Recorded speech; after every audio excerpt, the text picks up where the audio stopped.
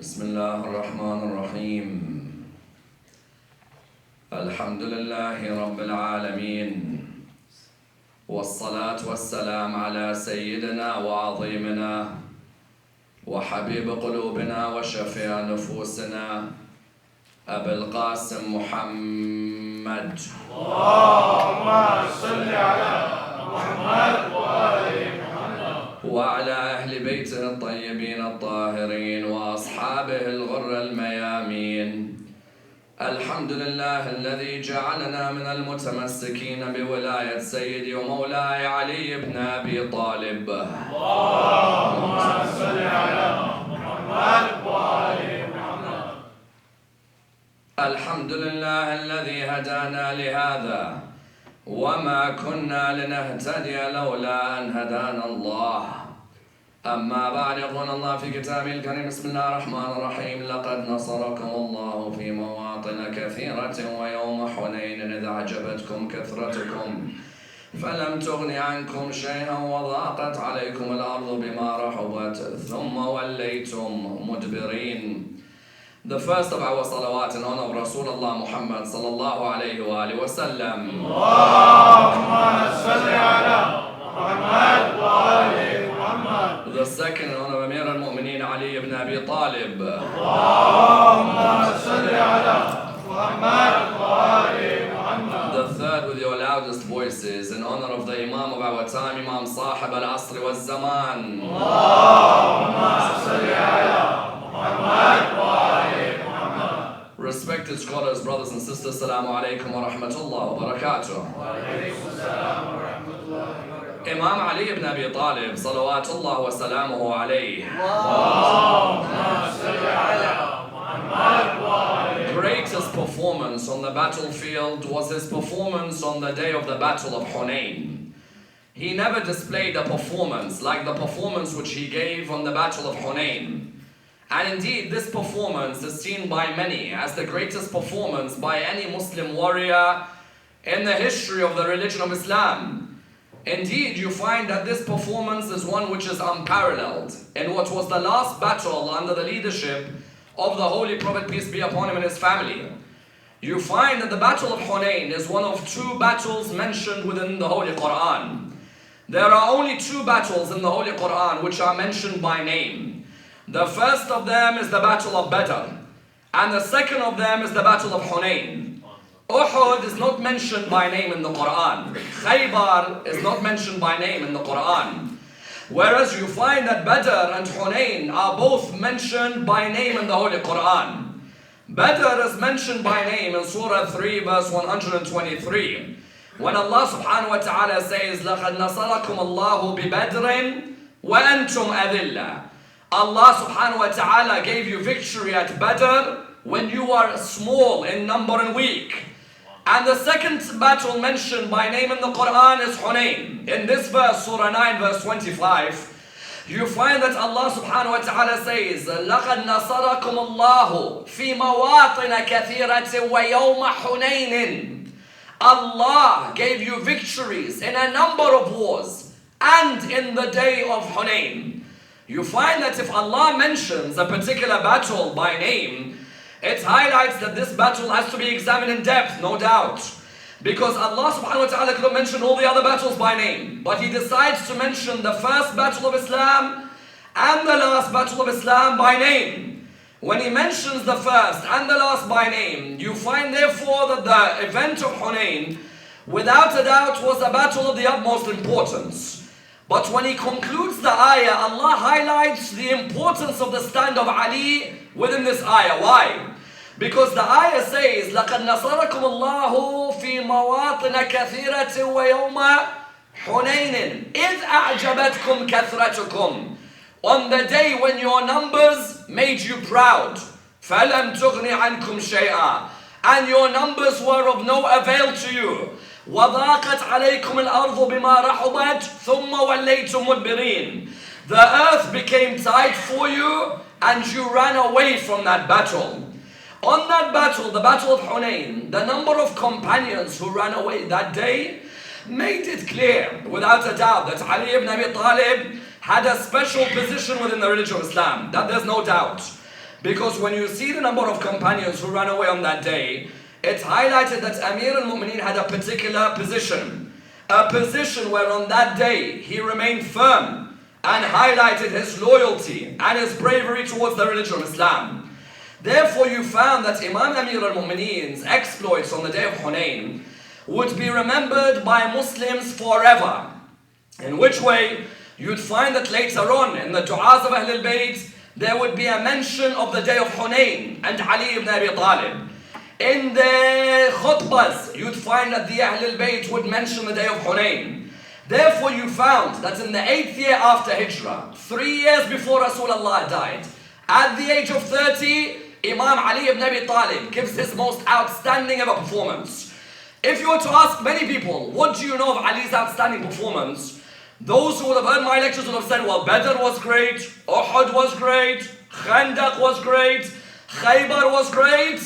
No doubt none of them come an inch near his performance on the day of Hunayn. If you understand what he did on the day of Hunayn, you'll realize that those battles don't come anywhere near his performance on that day.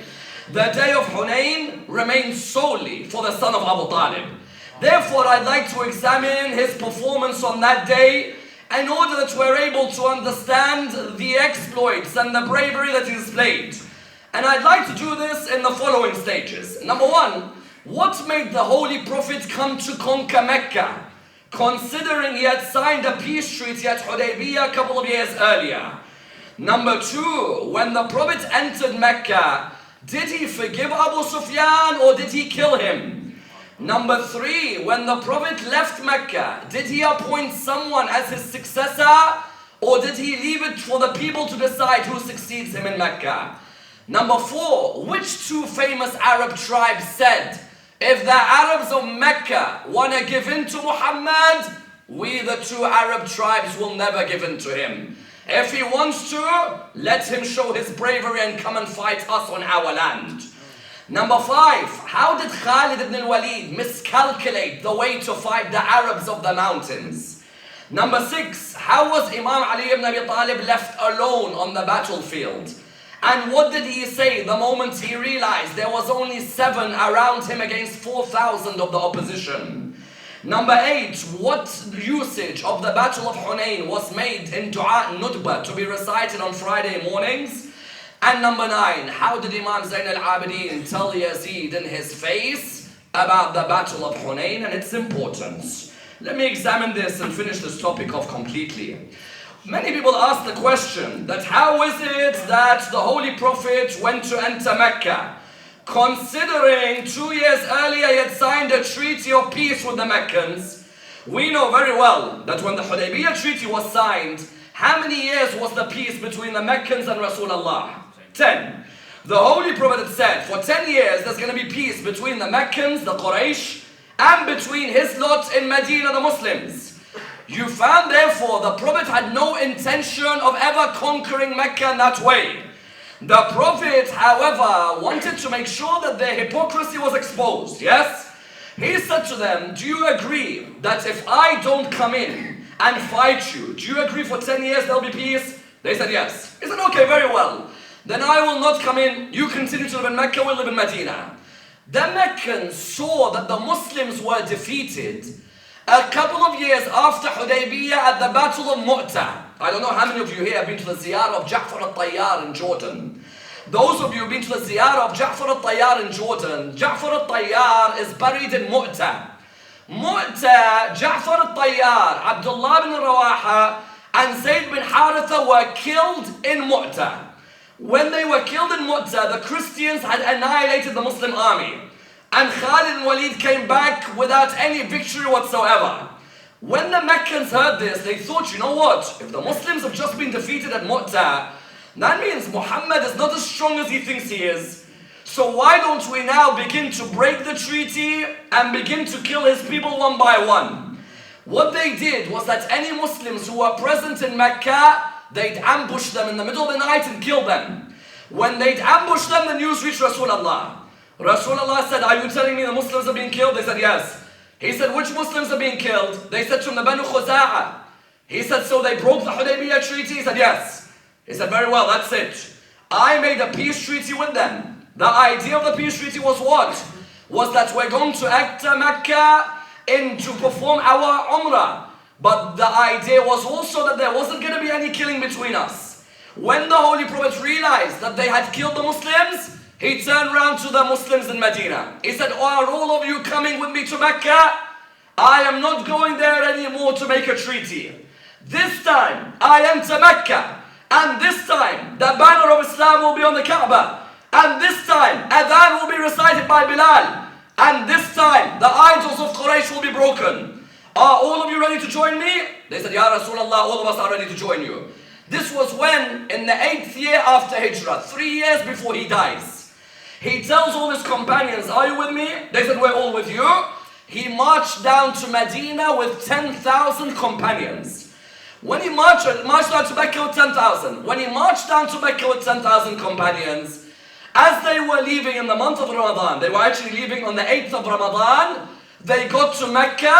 When they got to Mecca, Rasulullah told them to all light fires on the outside, so that as if their tents would have light so that they could see. From far away, the Meccans could see fires everywhere.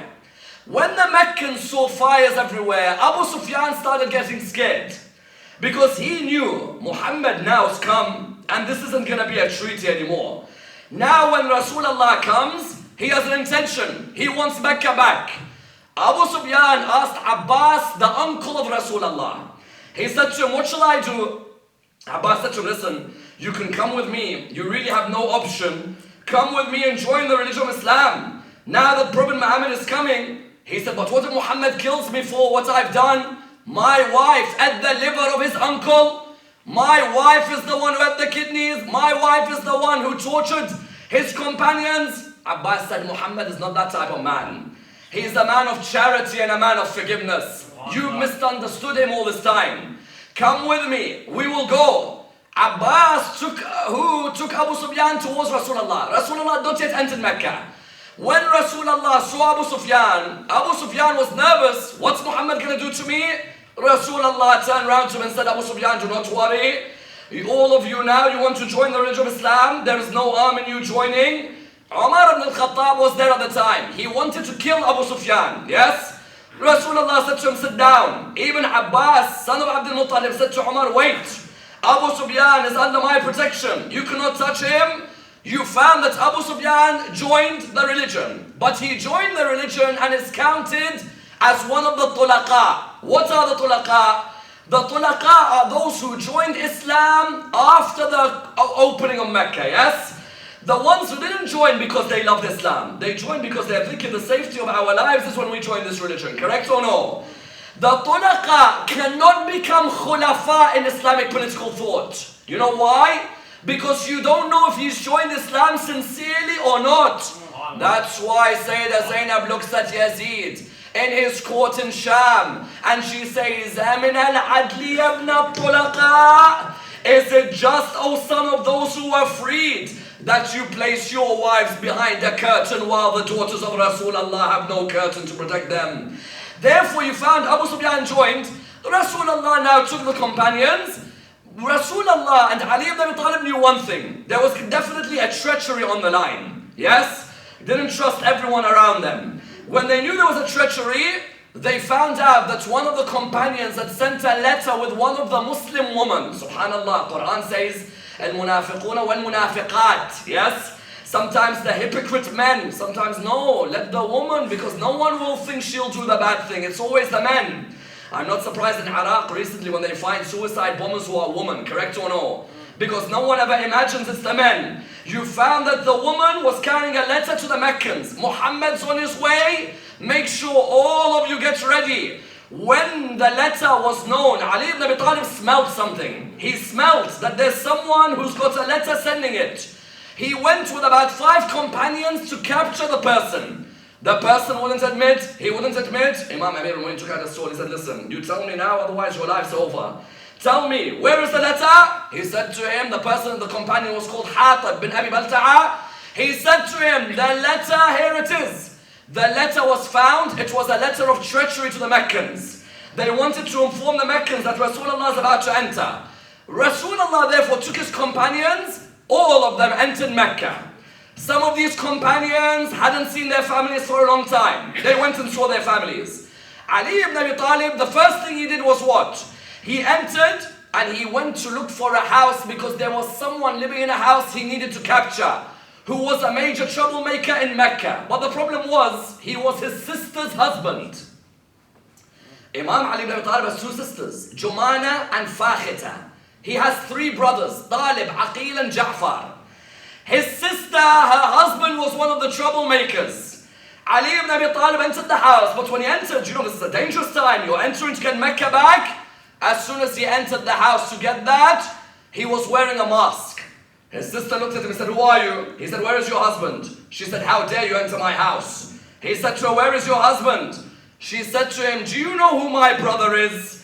If my brother saw you, your life would end." He removed the mask. He said, "It is me, Ali, son of Abu Talib, your brother. Show me where your husband is." It's meant that on that day, whether it's Imam Ali or anyone else, there was no such thing as you are my sister, you are my brother. The idea was, where are the troublemakers? They have to be caught. When they were caught, all these troublemakers, when Rasulullah entered Mecca, you found the announcement was made. The announcement, Abu Sufyan had said to the people, "You know what? Hide in your houses, do not fight. Muhammad has come with peace." Hind, his wife, came out. She said, "What do you mean Muhammad's come with peace? Muhammad's come. We have to kill him. How dare you say he's come with peace?" She wanted them to fight Rasulullah. Rasulullah came out in front of everyone. He said, "Bilal, recite the adhan." The adhan was recited. Then he said, "Oh people, what do you expect of me when I've come to Mecca today?" They said, "You are the generous and the son of the generous, yes? And that you are a man of charity and forgiveness." He said to them, "Oh people, I say to you what Yusuf said to his brothers when he saw them. All of you are now forgiven today, yes? There is no recompense." Imagine that line of Rasulullah. All those years he's been away from Mecca. He comes back. Look at the beauty of the forgiveness of Rasulullah. How many of us, when people have wronged us in the community, someone comes and says, "Listen, let's bygones be bygones. Forget about this. Let's reconcile." No. Who is he to reconcile? Who is she to reconcile? Even in our families, our sister wants to pick up the phone to talk to us. No. Our auntie, no. Our cousins, no. Rasulullah entered Mecca. All of these people who had oppressed him for years. He said to all of them, "All of you are free." Habbar ibn al-Aswad came to him. He said, "Ya Rasulullah, I'm the man who used to make fun of you and I caused a miscarriage for your daughter." He said to him, "You are forgiven." Wahshi, the man who killed Hamza, came to Rasulullah. He said, "Ya Rasulullah, now that you've conquered Mecca, I want to come and ask you something." He turned around to him and said, "Are you Wahshi?" He said, "Yes." He said, "Do not worry, go." Yes, the man who killed his uncle. Therefore, the Muslims had come to Mecca not to kill. They came, Rasulullah had a message. Even when Rasulullah heard Khalid ibn Walid had gone in and killed 3 people, he said, "I've got nothing to do with Khalid ibn Walid's action. Khalid ibn Walid has disgusted us with his action. We have not come here to kill. We have come here to say to the people one message. Ya ayyuhan nas, inna khalaqnakum min dhakar wa untha, wa ja'alnakum shu'uban wa qaba'ila lita'arafu, inna akramakum 'inda Allahi atqakum." O mankind, we've created you from male and female, different races, different tribes, in order that you get to know one another. The best amongst you in the eyes of Allah is the one with the most taqwa.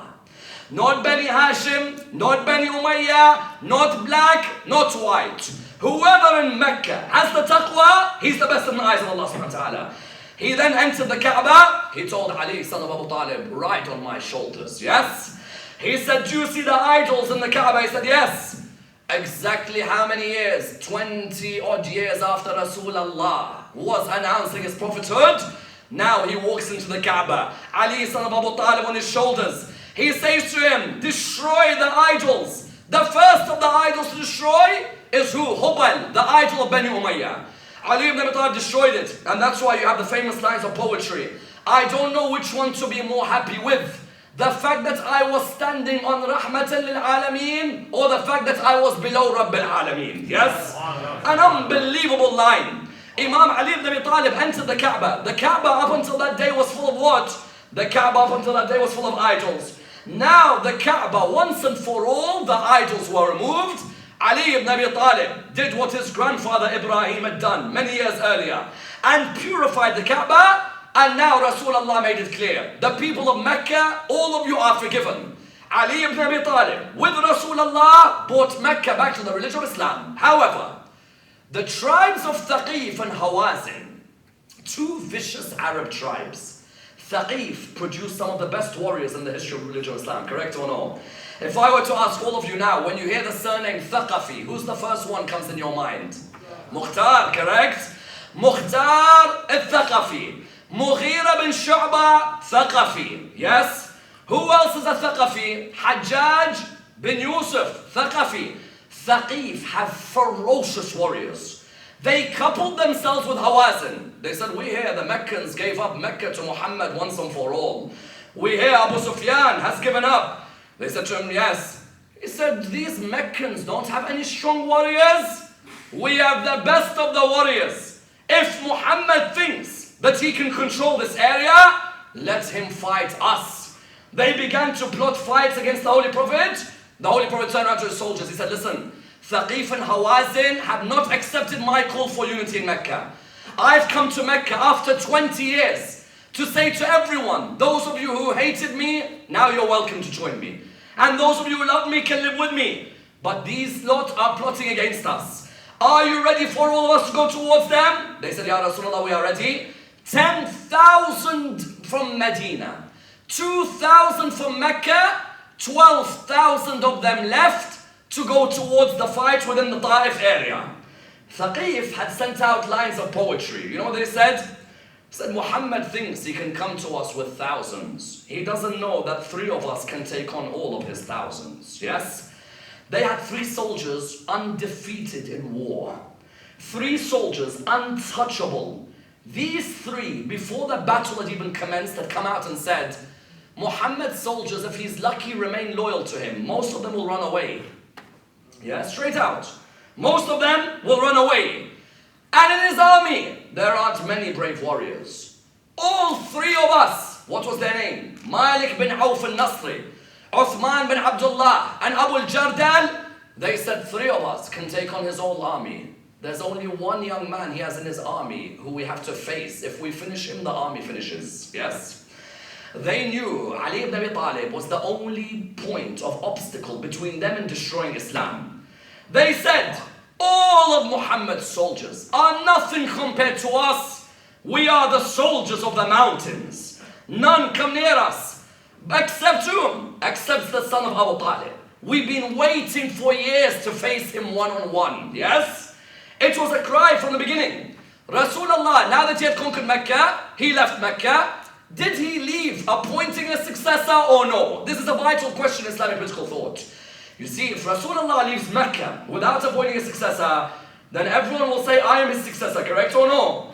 If a prophet leaves an area without appointing a successor, it's like me running a business. I'll say to all of you, you know what, I'm going away for a week on holiday. If I don't appoint a successor, the whole of the company will say they're the ones in charge. Unless I make clear that, you know what, this person's in charge of the business while I'm away, correct? Rasulullah would never leave an area without appointing a successor. Because he knew very well, if I leave this area without appointing a successor, there'll be disunity and fighting over the successor. The poets talk about this on many occasions, yes? And they say, if Muhammad had to leave a successor for going out to Hunayn, how could he not leave a successor when he went out to his Lord in the heavens, yes? If you need to leave a successor for going to a battle, is it something logical that you leave the world and you don't appoint a successor on your behalf? Therefore you find when he left Mecca, he left Atab bin Usaid. When he left Atab bin Usaid in charge, Rasulullah left Mecca, 12,000 soldiers. You know the opposition, how many soldiers they had? 4,000. Badr, 313 versus 950. Uhud, 4,000 versus 700. Khandaq, 10,000 versus 3,000. Now Islam had become so strong, 12,000 versus 4,000. But the Quran reprimanded them. Yes, what did the Quran say? لَقَدْ نَصَرَكُمُ اللَّهُ فِي مَوَاطِنَ كَثِيرَةٍ وَيَوْمَ حُنَيْنٍ إِذْ أَعْجَبَتْكُمْ كَثْرَتُكُمْ فَلَمْ تُغْنِ عَنْكُمْ شَيْئًا Quran said Allah gave you many victories. And on the day of Hunayn, when you became arrogant because of your numbers. And your numbers didn't help you at all. You know these 12,000 Muslims? They all went towards the battle. They think, you know what, there's 12,000 of us, there's 4,000 of them, this is going to be an easy victory. Rasulullah from the beginning had said to all of them, listen, do not be arrogant. There was a day we were small, they were big. And because of our iman, we were able to defeat the opposition. Now when you come, do not be arrogant thinking there's going to be an easy war. And you know when you fight any country in the mountains, you don't get victory easily. I'm sure you can name a couple of examples, yes? When you fight any people in the mountains, there's no way you'll achieve a victory easily. Rasulullah soldiers came. Who was in charge on that day? Khalid ibn al-Walid on one side, Ali ibn Abi Talib on the other, yes? Rasulullah said, he said to them, listen, hold back, remain patient. I am your prophet. I don't want to see you thinking you're arrogantly going to win. Khalid ibn Walid wanted success on that day. Why? At Mu'tah, he came back embarrassed. Ja'far al-Tayyar, Abdullah ibn Rawaha, and the rest of them died. He came back without any victory. So he thought he needed to make amends. You know what he did? He tried to go in the morning time to surprise the Arabs on the mountains. He tried to go through the morning so that he does what? So that he surprises them and achieves the victory that he wants. You think these Arabs don't know these things? Malik bin Auf al-Nasri, Uthman bin Abdullah, Abu Jardal were waiting. Why? They want you to come through the narrow pathway of the mountains. Because in the narrow pathway you're coming through, you can't see the soldiers coming down from the mountains, can you? They came down in the morning through the narrow pathway. As they were coming through the narrow pathway, the thousands of the soldiers of Thaqif and Hawazin came down the mountains. When they came down, 12,000 Muslim soldiers, I beg you listen to all of this. They tell me I have to respect every companion who lived with the Prophet Muhammad. I reply by saying respect has to be earned in life, correct or no? So when I look at a battle, there's 12,000 soldiers, they're in a narrow pathway, and I see that this mountain, that these men are meant to be men of bravery. 12,000 soldiers saw the Arabs running down on them from Thaqif and Hawazin. Do you know how many soldiers remained from those 12,000? 8. 11,992 ran away. 8 were now to face 4,000. The Quran says it, I don't say it. You know what the Quran says? فَلَمْ تُغْنِ عَنْكُمْ شَيْئًا وَضَاقَتْ عَلَيْكُمُ الْأَرْضُ بِمَا رَحُبَتْ ثُمَّ وَلَّيْتُمْ مُدْبِرِينَ. Yes? وَلَّيْتُمْ مُدْبِرِينَ. All that means you ran and ran and ran. You found that these companions, as soon as they saw the soldiers coming down, these companions, what happened to them? They all started to run away. Do you know who remained? 8. Do you know who was at the front of those 8? Ali ibn Abi Talib. Yes? Imam Ali ibn Abi Talib stood there. He sees 4,000 soldiers in front of him now. He turns around and he sees that everybody else has run away. He has 7 with him. With these 7 who are with him, he looks around. One side, Abbas, son of Abd al-Muttalib. Other side, Fadl ibn al-Abbas. Behind him, who? Behind him, Rabi' ibn al-Harith. Next to him, Ayman bin Ubayd. Next to him, Abdullah bin Mas'ud. Next to him, Osama bin Zayd. A few years later, when Osama has to lead the army, certain people say, why you put us under the 18-year-old? Because the 18-year-old, when he was 15, never left Ali ibn Abi Talib. Osama bin Zayd, Ayman bin Ubayd, Abdullah bin Mas'ud, Rabi' ibn al-Harith. You find Abu Sufyan ibn al-Harith. All of them, Abbas bin Abdul Muttalib, 7, Ali ibn Abi Talib in front of them. He turned around to them and said, listen, all of you, have you got my back? They said, yes. He said, now watch what I'm going to do. Yes? Ali ibn Abi Talib, there is one British historian who says, Ali ibn Abi Talib on that day was like a demon possessed. Yes? When he looked at the opposition, 4,000 of them, he just looked around at them and said, you guys just watch my back. Look at what I'm going to do right now. An absolute annihilation of the opposition on the day of Hunayn. One man drove through thousands in one battle. Yes? Absolute annihilation. He went through them. Allah in the Quran says that your numbers made you arrogant. You all ran away. I then helped you by putting sakina down on you. and I gave you unseen forces. I tell you one thing, there may be 8 of you. If you have trust in Allah subhanahu wa ta'ala, He'll send down angels to help you and be your soldiers alongside you, correct or no? If you ask anyone, you may be small in number, but when you've got faith in Allah subhanahu wa ta'ala, watch Ali ibn Abi Talib go. Ali ibn Abi Talib said, leave this all to me. Watch me alone with all 4,000 of them. Who came out to meet him? Those 3, yes? Those 3 turned around. They said, all of you wait. The son of Abu Talib, we waited years to meet you, yes? At Khaybar, we heard you finish Marhab with 1 strike.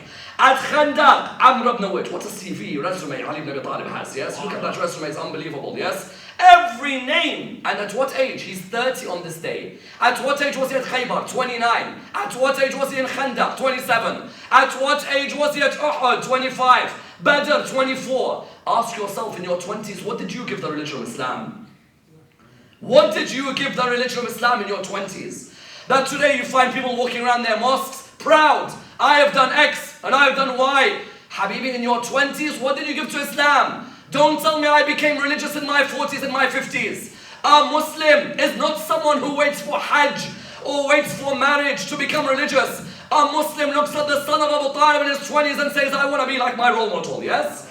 From a young age, a person sees Allah opening the doors for him, allowing him to sleep in the bed of Rasulullah on the night of Hijrah, giving him victory at Badr, the heavens saying there is no sword but his at Uhud. The son of Abu Talib came out, Malik bin Auf, Abu Jardal, Uthman bin Abdullah, all 3 of them. Then 2 of them came out. They said, it's a double combo between the 2 of us and you. We hear that as a swordsman, you're the greatest warrior Arabia's seen. But we see ourselves as the greatest warriors in Arabia's history. So today, that statistic has to change, yes? Either one of us is going to remain alive. He said, are you both ready for me? He said, yes. Within a few seconds, the narrators of hadith say, Ali ibn Abi Talib not only had got one of their swords, but now with 2 swords in his hands, cuts both their heads in one piece, yes? Both of them go on the ground. Both of them finished. He looked towards the opposition. The opposition saw him. They said, if the son of Abu Talib just killed our commanders, there's absolutely no way we're going to finish him.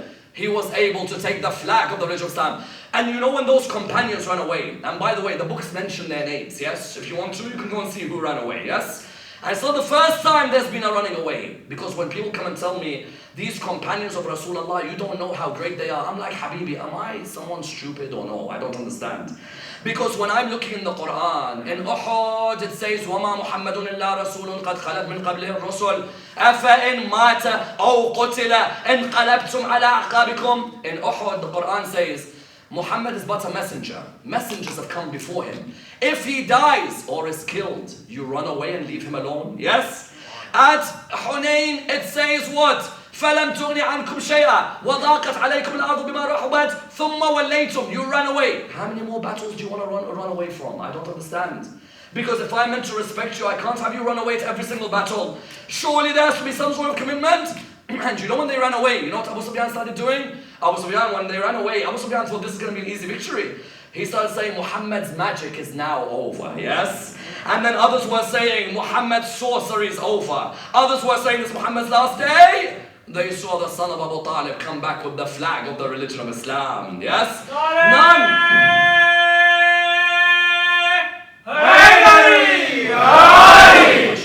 None could come near Ali ibn Abi Talib's performance on that day.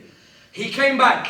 4,000 had fought 8 men of the religion of Islam, yes?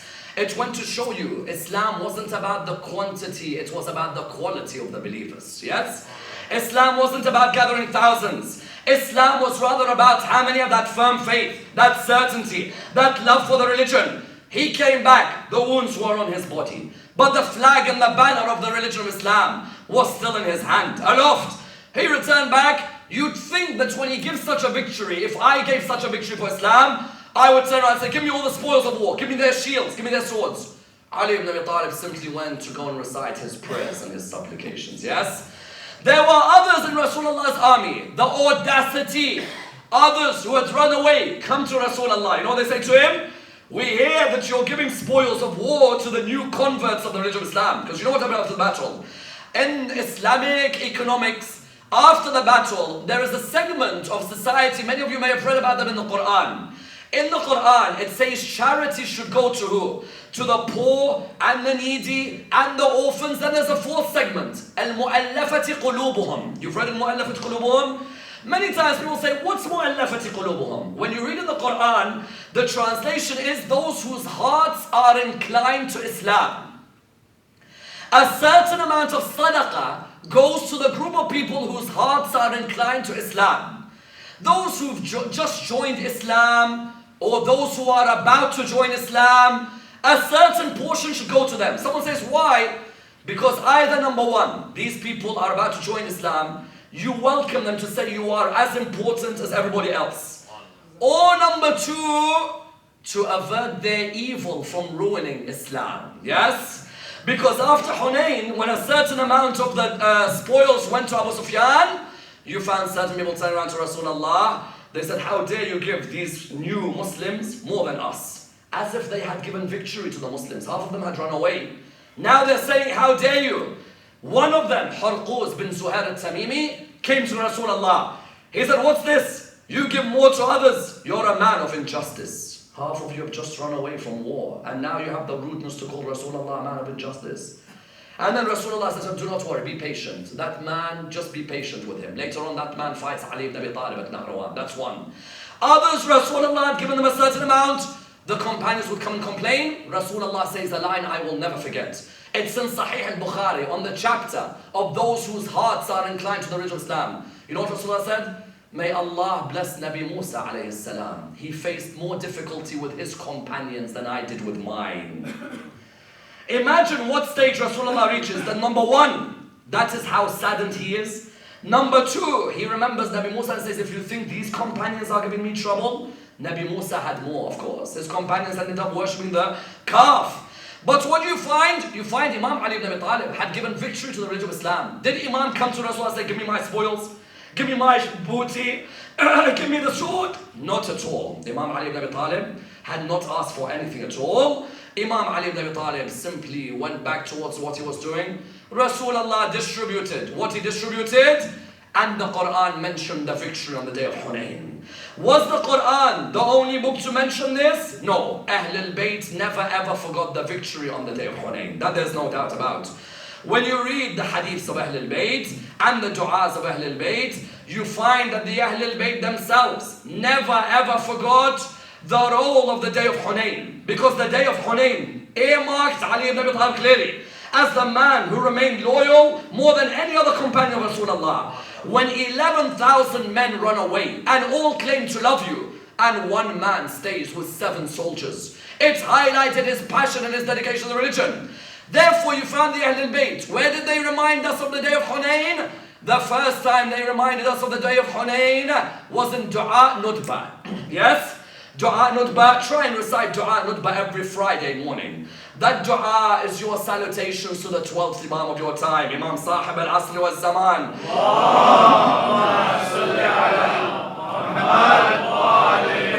That dua is your salutations towards the Imam of your time. It's your relationship with the Imam of your time. It's your dedication to him.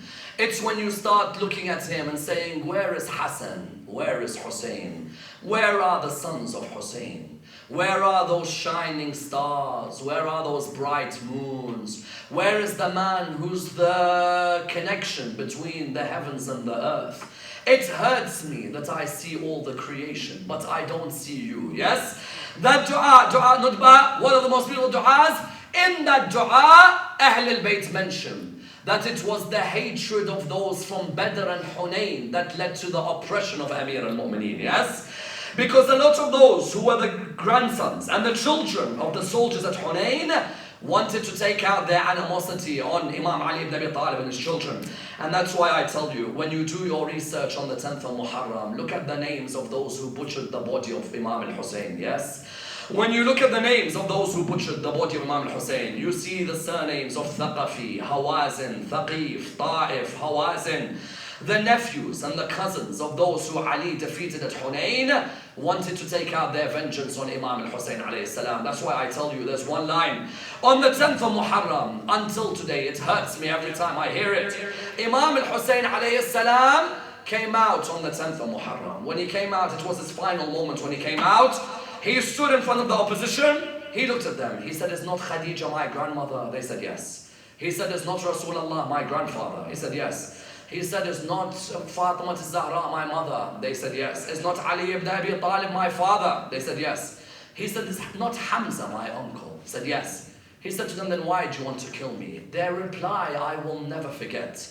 They looked at him, they said, we want revenge for what your father done to us. The whole of Karbala was revenge for Imam Amir al-Mu'mineen alayhi salam.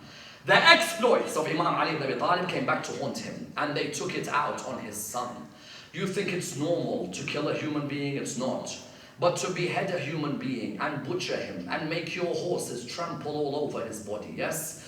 They made their horses trample all over the body of Abu Abdullah. That haqid of Hunayn, they couldn't let go of.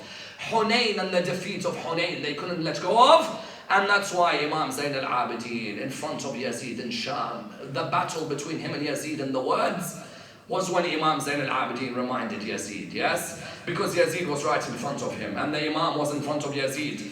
And Yazid began to boast about the battle of Badr, yes?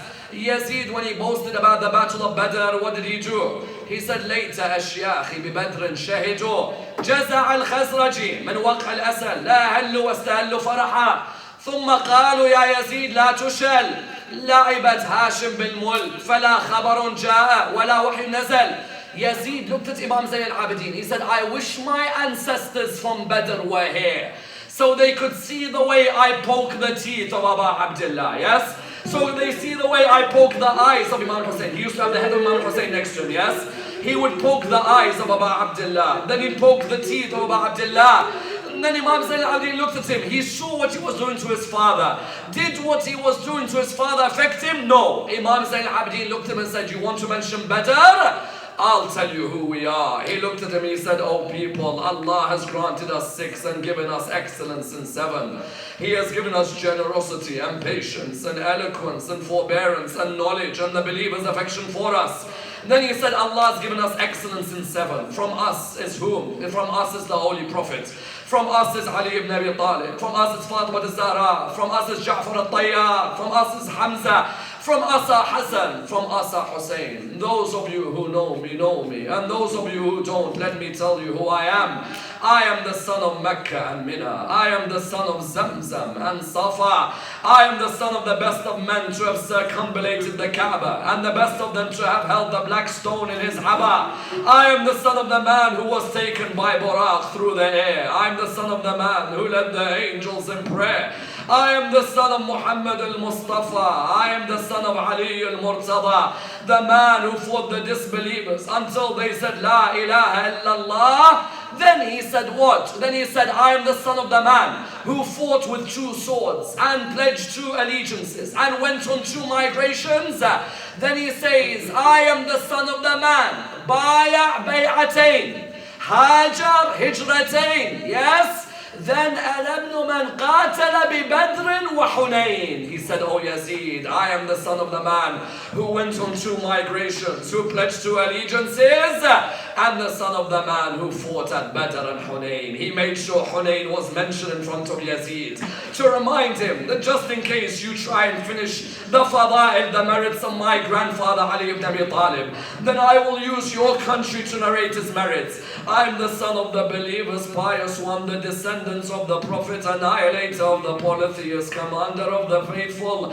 glory of the worshippers, honorable of the criers. I am the son of the man who was the first to come towards the call of Allah and His Prophet with no precedence before him. I am the son of the man who was the best in prayer and the best in fasting. I am the son of the man who was assisted by Jibreel and Mikael. I am the son of the man who was the arrow of Allah targeting the hypocrites and the garden and the treasurer of His wisdom. I am the son of the lion of Iraq and the master of Hijaz. I am the son of a Badri and a Uhudi and a Khifi and a Aqabi and a Muhajiri. I am the son of the father of Hassan and Hussein. That is my grandfather Ali ibn Abi Talib. Then he said, I am the son of the lady who was deemed pure on the earth. I am the son of Fatima al-Zahra alayhi salam. And then he said, I am the son of the man whose body lies alone on the ground in Karbala with the wildebeest surrounding it. As soon as he said those lines, Yazid wanted the adhan to be recited, yes? So when the adhan began to be recited, at that moment, the adhan was recited. Allahu Akbar, Allahu Akbar. Imam Zayn al-Abidin said, surely Allah is great. There is none as great as Allah. And then the adhan said, Ashhadu an la ilaha illallah. Imam said, my eyes and my feet and my mouth and my eyes, all of them testify. And then there is no God but Allah. Then he said, Ashhadu anna Muhammadan Rasulullah. He looked and he said, oh Yazid, is Muhammad your grandfather or is he mine? If you claim that he is your grandfather, then you are lying. But if you know that he is mine, then why did you kill his grandson on the plains of Karbala? And that's why Imam Zayn al-Abidin would never let go of what happened on the 10th of Muharram, yes? To the extent that Imam al-Baqir gives us a narration that hurts all of our hearts. Imam al-Baqir, what does he narrate? He says, when my father Zayn al-Abidin was dying of the poison, he said the poison had surrounded his body. May Allah never show you your father in a difficult state, yes? He said that I saw my father, the poison all over his body. He said, Imam al-Baqir said, when I saw him in such pain, I came and I hugged my father's chest. That's what you would do, correct? When your father's in pain, what would you do? You want to come and embrace your father. You want to come and hug his chest. He said, when I hugged my father's chest, my father began to cry in a way I've never ever seen him cry. He said at that moment, I said to him, Father, in a moment you'll see Rasulullah. In a moment you'll see Amir al-Mu'mineen. In a moment you'll see Fatima al-Zahra. In a moment you'll see Imam al-Hassan. In a moment you'll see Imam al-Hussein. He said to him, Father, why do you cry when I embrace your chest? The reply is one that hurts the heart. He said to him, oh my son Muhammad, I cry because when I am dying you are on my chest. Whereas do you know who sat on the chest of my father Abu Abdullah when he lay on the ground?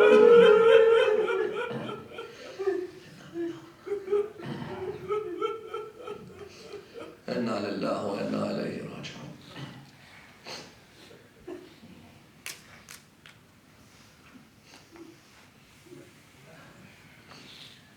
We pray to Allah subhanahu wa ta'ala to raise us with Muhammad and Al Muhammad.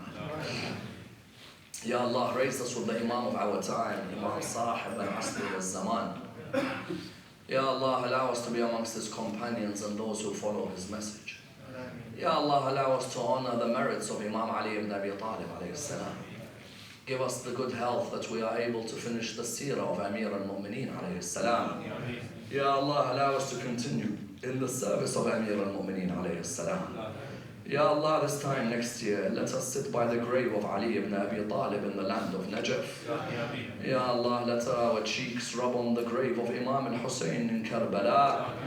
Ya Allah, for our brothers who are not feeling well, may Allah subhanahu wa ta'ala provide them with strong health and allow them to recover.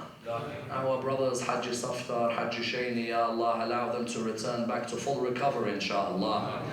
Let's pray with the ayah of health and recovery and removal of all calamities. Bismillah ar-Rahman ar-Rahim. Amman yujibu al-muftarra idha da'ahu wa yakshifu as-su'. Amman yujibu al-muftarra idha da'ahu wa yakshifu as-su'. Amman yujibu al-muftarra idha da'ahu wa yakshifu as-su'. Amman yujibu al-muftarra idha da'ahu wa yakshifu as-su'. أَمَّنْ يُجِيبُ الْمُضْطَرَّ إِذَا دَعَاهُ وَيَكْشِفُ السُّوءَ. Ya Allah, in the name of the one ill at Karbala, Imam Zayn al-Abidin, cure all of our beloved ones. Ya Allah, allow us to sit by the grave of Zayn al-Abidin in Jannat al-Baqi' and allow us to receive his wasila in this world and his shafa'a in the hereafter. We pray to Allah subhanahu wa ta'ala the Surah al-Fatiha, but before it the loudest of your salawats.